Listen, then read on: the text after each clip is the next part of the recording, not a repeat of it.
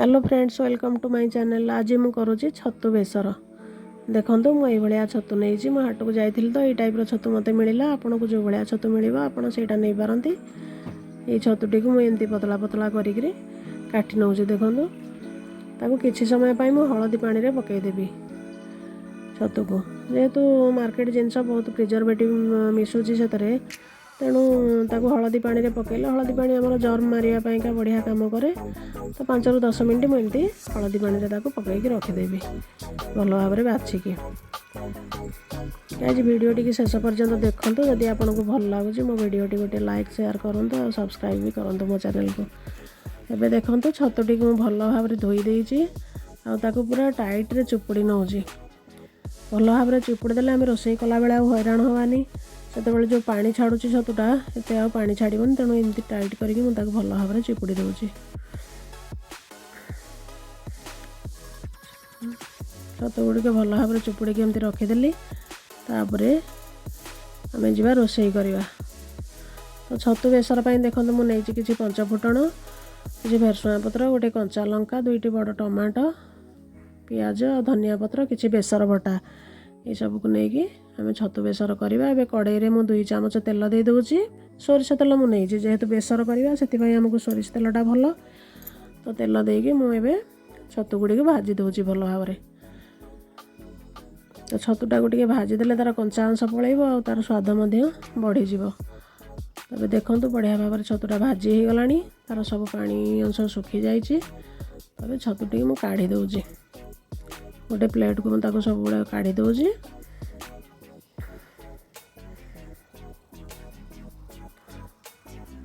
पुणी कड़े बसई से 2-3 चामच सोरिष तेल मुझे से किसी पंचफुटण पकईवा। पंचफुटण पकई से रखि कटा पियाज को पकई भल भाव में भाजी दूची।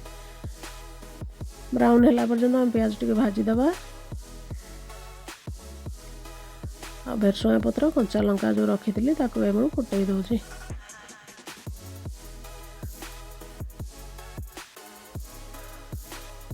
फुटीगला अदा रसुण पेस्ट 1 चामच, बड़ चामच 1 चामच मुझे देती भाजीदबा।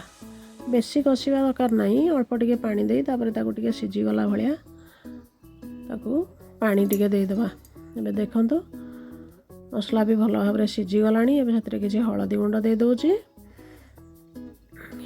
और रखाई टमाटो को मुझे पकईदेली।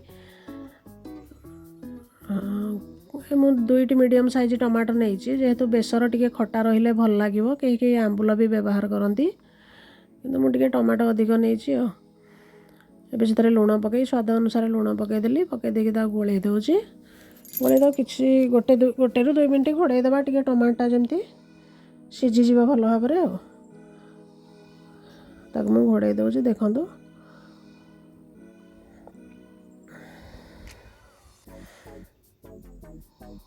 1 ରୁ 2 मिनट भितर टमाटी बढ़िया भाव में सीझी जाइए। सब मसला सांगे भी भल भाव में मिसी जाइए। एबे से आम भाजिक रखि छतु को पकईदेवा। देखो छतु टमाटो मसला सब भल भाव में गोलेक 1 मिनट भल भाव में गोले भाजीदबा। मसला संगे छतुटी कषि होगला से बटा बाटिकी रखिदा जो सोरिष मसला ताको मुझे दे दूची। बड़ चामच 2 चामच देती।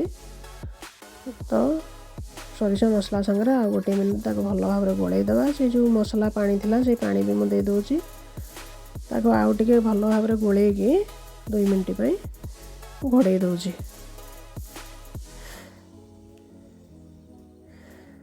तो गैस को गैस आंच को कम करदे, सिम करदे।